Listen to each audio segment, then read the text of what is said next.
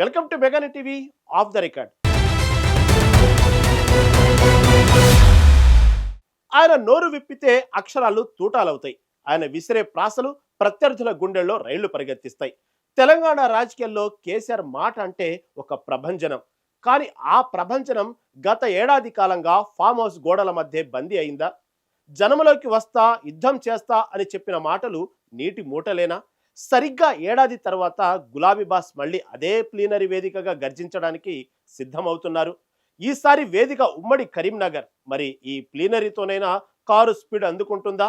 కేసీఆర్ మాటలకు చేతలు తోడవుతాయా? Let's watch.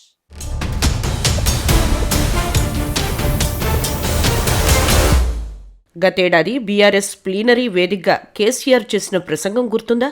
ఇక నుంచి జనంలోనే ఉంటా, మీటింగ్ల మీద మీటింగ్లు పెడతా, కాంగ్రెస్ సర్కార్ను నిలదీస్తా అని పెద్ద స్టేట్మెంట్ ఇచ్చారు.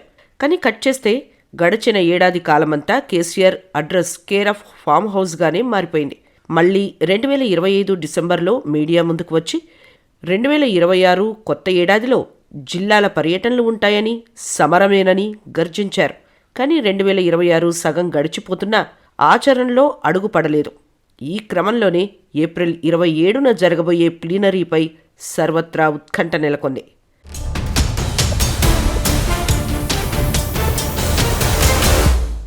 పిట్ట కొంచెం కూత ఘనం అన్నట్టుగా తెలంగాణ రాజకీయాల్లో ప్రాంతీయ పార్టీగా ప్రస్థానం మొదలుపెట్టి దేశ రాజకీయాల వరకు వెళ్లిన గులాబీ పార్టీ ఇప్పుడు మళ్లీ తన పునాదులను వెతుక్కునే పనిలో పడింది.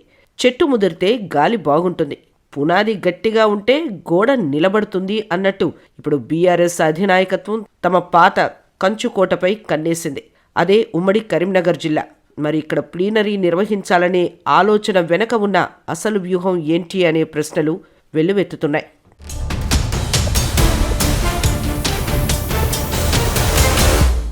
బీఆర్ఎస్ పార్టీలో ఇప్పుడు ఎక్కడ చూసినా ఒకటే చర్చ. ఈసారి పార్టీ ప్లీనరీ ఎక్కడా అనే ప్రశ్న అందరిలోనూ ఆసక్తిని రేపుతోంది. అయితే విశ్వసనీయ వర్గాల సమాచారం ప్రకారం ఈసారి ప్లీనరీ వేదికగా ఉమ్మడి కరీంనగర్ జిల్లా ఖరారయ్యే అవకాశాలు మెండుగా కనిపిస్తున్నాయి. గత 10 ఏళ్ల పాలనలో తిరుగులేని శక్తిగా ఎదిగిన బీఆర్ఎస్ ఇటీవల జరిగిన 2023 అసెంబ్లీ ఎన్నికల్లో అనూహ్య ఫలితాలను ఎదుర్కొంది. ముఖ్యంగా ఉత్తర తెలంగాణ ప్రాంతంలో పార్టీ కారుజోరు తగ్గడం పార్టీ పెద్దలను కలవరపెడుతోంది. ఒకప్పుడు ఈ ప్రాంతం గులాబీ జెండాకు కంచుకోటగా ఉండేది. కానీ గత ఎన్నికల్లో ఆశించిన స్థాయిలో సీట్లు రాకపోవడం, కీలకమైన నియోజకవర్గాల్లో ప్రత్యర్థులు పైచేయి సాధించడం పార్టీకి పెద్ద మైనస్గా మారింది.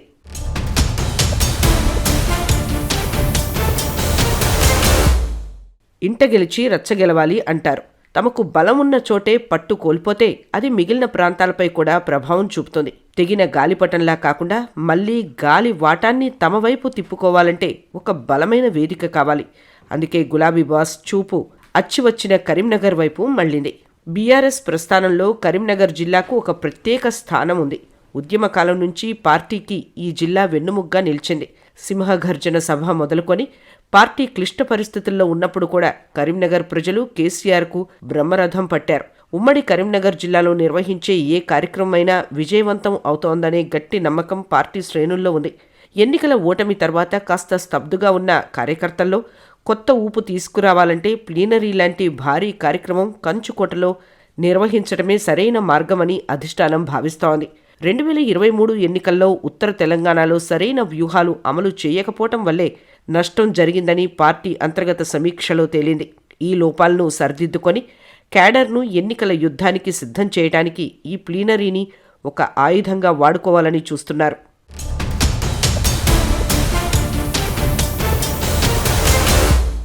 గత ఎన్నికల ఫలితాల్లో ఎక్కడ లోపం జరిగిందో బీఆర్ఎస్ గుర్తించింది. ప్రత్యర్థుల ఎత్తుగడలను చిత్తు చేస్తూ మళ్లీ పాత వైభవాన్ని తెచ్చుకోవాలనే పట్టుదలతో ఉన్నారు.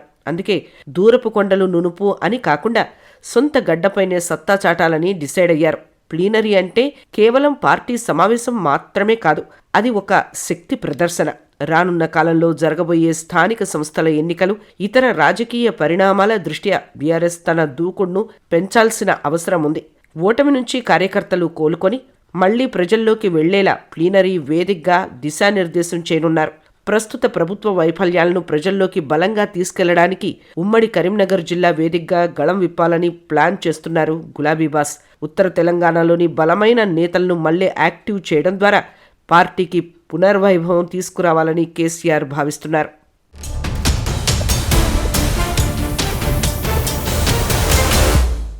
మాజీ మంత్రి టి జీవన్ రెడ్డి గురించి ప్రత్యేకంగా చెప్పాల్సిన అవసరం లేదు. ఉమ్మడి కరీంనగర్ జిల్లా రాజకీయాల్లో ఆయనది చెక్కు చెదరని ముద్ర.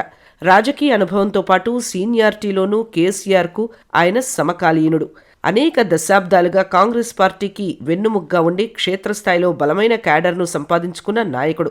ఇప్పుడు ఆయన కాంగ్రెస్కు రాజీనామా చేసి బయటకు రావటం, అది కూడా బీఆర్ఎస్ కూటికి చేరాలని నిర్ణయించుకోవడం రాజకీయ వర్గాల్లో పెద్ద చర్చకు దారితీసింది. కేసీఆర్ వంటి ఉద్దండుడైన నేతకు సరిజోడుగా నిలబడగల సత్తా, విషయ పరిజ్ఞానం, వాక్చాతుర్యం కలిగిన జీవన్ రెడ్డి చేరికతో కరీంనగర్ జిల్లాలో పార్టీకి తిరుగుండదని విశ్లేషకులు భావిస్తున్నారు. జీవన్ రెడ్డి చేరికను సాధారణంగా కాకుండా ఒక భారీ సంబరంగా నిర్వహించాలని పార్టీ నాయకత్వం నిర్ణయించింది. ప్లీనరీ వేదికపై గులాబీ అధినేత స్వయంగా ఆయనకు కండువా కప్పి పార్టీలోకి ఆహ్వానించనున్నారు. ఈ ఘట్టం ద్వారా అటు కాంగ్రెస్కు కోలుకోలేని దెబ్బతీయడమే కాకుండా ఇటు సొంత పార్టీ కార్యకర్తల్లో ఆత్మవిశ్వాసాన్ని నింపాలని చూస్తున్నారు.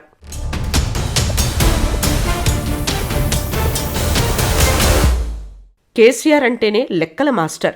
ఆయన వేసే ప్రతి అడుగులో ఒక వ్యూహం ఉంటుంది. మరి ఏప్రిల్ 27న కరీంనగర్ వేదికగా జరిగే ఈ ప్లీనరీ తెలంగాణ రాజకీయాల్లో కొత్త మలుపులు తెస్తుందో లేదో చూడాలి. ఇవన్నీ పక్కన పెడితే ఈ ప్లీనరీ తర్వాతనైనా కేసీఆర్ జనంలోకి వస్తారా, గట్టిగా మాట్లాడతారా అన్న చర్చ సాగుతోంది. ఆ సభలో కేసీఆర్ ఏం మాట్లాడతారు అన్నది కూడా అంతా ఉత్కంఠగా ఎదురుచూస్తున్నారు.